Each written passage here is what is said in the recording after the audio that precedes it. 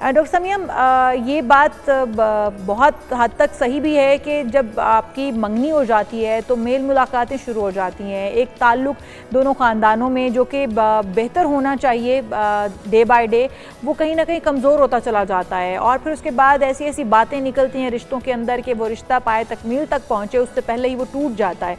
तो क्या वैसे तो कानूनी और शरई हैसियत इसकी नहीं है, लेकिन इस तरह से रिश्तों को मंगनी में बांधकर बच्चे और बच्चियों को आज़ादी दे देना मिलने की, क्या ये दुरुस्त रहेगा? और ख़राबी कहाँ पर पैदा होती है?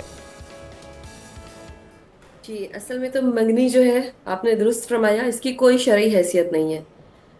जिस चीज को हम देखते हैं जो एक्चुअली होनी चाहिए उन दो अफराद के दरमियान में, कि जो आगे किसी मुस्तकिल रिश्ते में बनने जा रहे हैं, वो एक हम आहंगी होनी चाहिए। हम्म। और उस हम आहंगी को पैदा करने के लिए कुछ बाउंड्रीज के साथ उन दोनों का एक दूसरे को जानना, एक दूसरे के साथ कम्युनिकेट करना, और ये देखना कि क्या वो एक दूसरे के साथ कंपैटिबल है कि नहीं है, क्या वो वाकई एक दूसरे के लिए एडमायरेशन फील करते हैं कि नहीं है।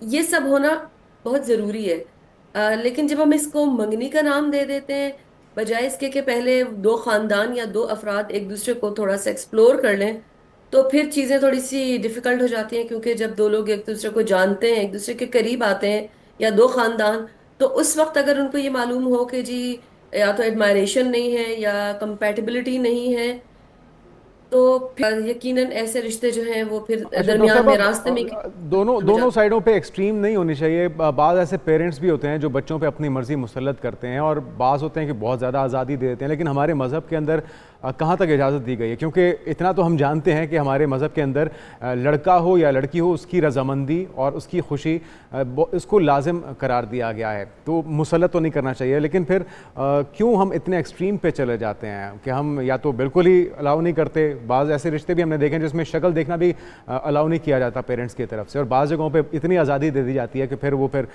निकाह से पहले ही ख़राबियाँ हो जाती हैं। तो तरीक़ाकार किस तरह से फिर म्याना रवि अपनाया जाए?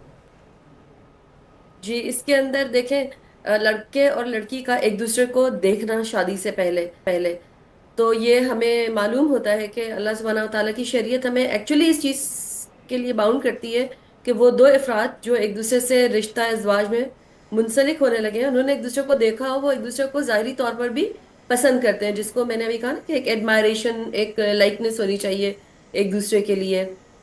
इसी तरह लड़का और लड़की का एक दूसरे से मिलना, और अब उस मिलने के अंदर तखलिये में मिलना नहीं है, जिसको शरीयत जिस चीज़ को अलाउ करती है वो उनका एक ऐसी सिचुएशन में मिलना है कि जिसमें तखलिया ना हो। क्योंकि जब हम्म। दो नामहरम तखलिये में इकट्ठा होते हैं तो तखलिया फिर से तीसरा मुराद शैतान तन्हाई होता में है।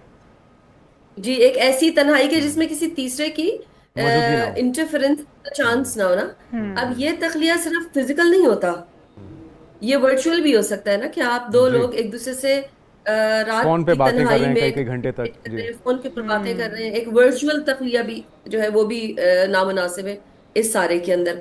तो इसमें एक ऐसी मुनासिब मुलाकात, गुफ्तगू, बातचीत के बिल्कुल जिसमें सही। दो लोग मिल रहे हैं, एक दूसरे से किसी पब्लिक प्लेस के ऊपर मिल रहे हैं, घर वालों की मौजूदगी में अच्छा मिल रहे हैं, तो डॉक्टर जी। समीम, हमारे मज़हब के मुताबिक ये कहा गया है कि बच्चे और बच्ची से उसकी रज़ामंदी ली जाए।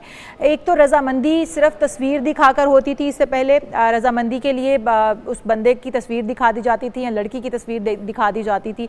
और क्या ये तरीक़ाकार दुरुस्त था जिसमें सिर्फ तस्वीर दिखाकर ज़ाहिरी तौर पर आपको जानने का मौका दिया जाता था, फिर उसके बाद बड़े बैठकर या घर वाले रिश्ता तय कर देते थे?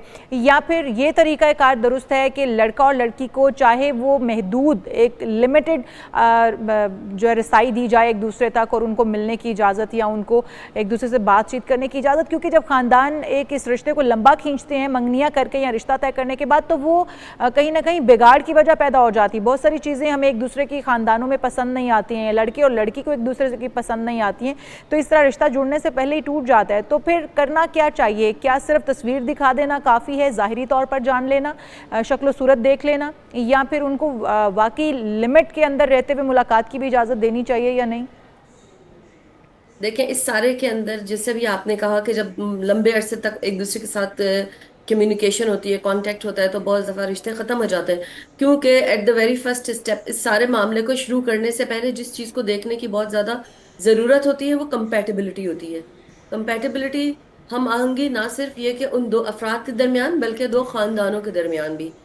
और उस कंपैटिबिलिटी में, उस हम आहंगी में बहुत सी चीज़ें आ जाती हैं। मसलन लोगों का आपस का सोशल स्टेटस आ जाता है, तालीमी इस्तेदाद आ जाती है, मजहबी रुझानात आ जाते हैं।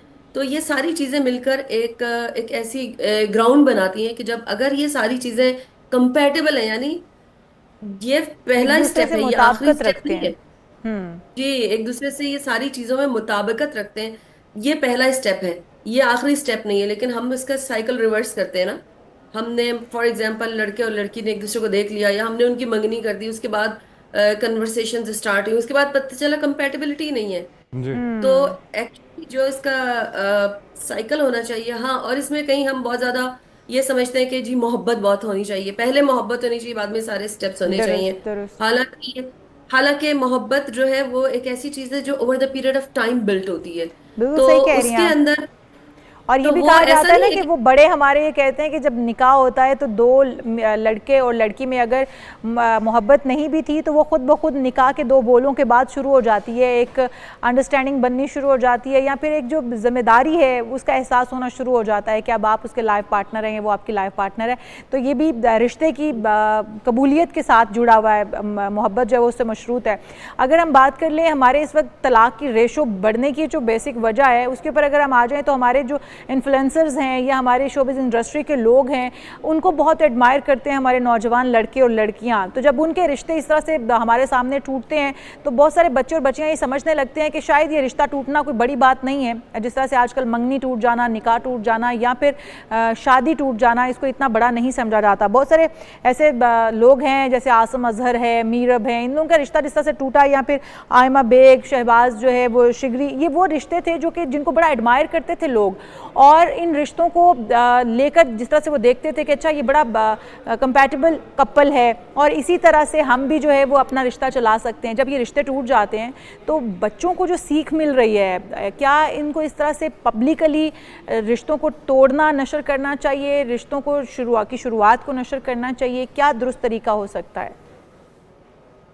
नंबर एक, हम सबको ये बात याद रखनी चाहिए कि वो तमाम लोग जो शोबिस से बिलोंग करते हैं वो भी हमारे जैसे इंसान हैं। उनकी जिंदगियों में भी अप्स एंड डाउन्स आ सकते हैं। महज इसलिए कि वो शोबिस को बिलोंग करते हैं, महज इसलिए कि लोग उन्हें बहुत आइडल वर्शिप करते हैं, और महज इसलिए कि बहुत सारे लोग उनको देख रहे हैं, वो उनको इस चीज के पे बाउंड नहीं करता कि वो अपनी जिंदगी के फैसले अपनी मर्जी से करें। ठीक है, तो पहली बात तो ये कि इन दो चीजों को हमें अलग अलग करके देखने की जरूरत है इंटेलेक्चुअल लेवल के ऊपर, कि वो लोग जो शोबिज में काम कर रहे हैं वो भी इंसान हैं, उनके भी अपने कुछ ह्यूमन फ्लॉज होंगे, उनके भी अपने कुछ डिफिकल्ट सर्कमस्टेंसेस होंगे, और उसके अंदर उन्होंने कुछ अपने लिए डिफिकल्ट फैसले किए होंगे।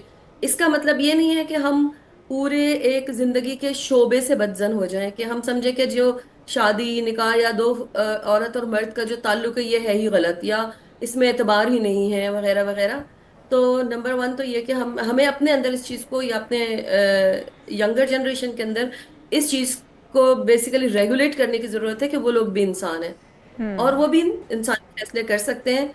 महज इसलिए कि हम उनको हीरो वर्शिप कर रहे हैं, we can not restrict them to live their life the way they want to B.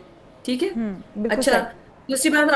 दूसरी बात आपने ये कही कि जिस तरह तलाक का एक चीज कॉमन हो रही है, या जिस तरह रिश्ते मंगनियां बन रही हैं और टूट रही हैं, तो पहली बात तो आप ये याद रखें, जिस चीज को अल्लाह की शरीयत ने हलाल किया उसको हम हराम नहीं कर सकते। तो मैं जी। ये, इसका ये मतलब नहीं I am someone pro divorce, right. इसके ऊपर अभी हम एक कदम आगे जरा इसके ऊपर थोड़ी सी बात भी करेंगे, लेकिन ये एक हिंदुआनी नियत थी हमारी, क्योंकि वहां पर इन चीजों की स्पेस नहीं थी, जी। कि जहां जब दो लोग एक दूसरे के साथ जुड़ गए तो अब वो मर कर ही, आग में जी। जी। जल कर ही इकट्ठा जाएंगे दुनिया से। अच्छा ठीक है अच्छा, ना। जाते जाते लेकिन जाते डॉक्टर समिया, एक लास्ट में अगर आप थोड़ा सा कमेंट कर सकें। एक तो ये कि वाज़ेह कर दीजिएगा कि मंगनी ही बेहतर है, मंगनी ही बेहतर है या निकाह बेहतर है? दूसरा, रिश्ते की खराबी की बड़ी वजह ज़्यादा तवक्कुआत का होना है या गलत बयानी का होना है जिसकी वजह से रिश्ते ख़राब हो रहे हैं? ना ये ज्यादा तवक्कुआत है ना गलत बयानी है। जैसे मैंने कहा कि सबसे पहली चीज जिसको देखना चाहिए वो कंपैटिबिलिटी है दो ठीक। अफराद और दो खानदान के दरमियान में। दूसरे नंबर पर जो चीज आती है वो आती है कमिटमेंट, कि क्या ये दोनों लोग या दोनों खानदान कमिटेड है इस रिश्ते को चलाने के लिए। तीसरे नंबर पर जो चीज आती है वो ये होती है कि कितना ज्यादा सपोर्टिव है वो लोग इस चीज के अंदर, क्या वो दो लोग इस रिश्ते के अंदर इकट्ठा ग्रो करने के लिए तैयार हैं। नॉर्मली हम जब रिश्ता करते हैं तो हम बहुत सी चीजों को दरगुजर कर देते हैं, इग्नोर कर देते हैं, हम कहते हैं बाद में ठीक कर लेंगे, बाद में बिल्कुल हम सही। इस इंसान को चेंज कर लेंगे। तो ये बात याद रखें कि बाद जब में आप और किसी खराब हो को जाती एक है। ठीक है, जब थैंक यू आप सो किसी मच को डॉक्टर एक समीहा अख्तर रिलेशनशिप साहब, के अंदर बहुत शुक्रिया। उम्मीद करते हैं हमारे देखने वाले इस पे गौर करेंगे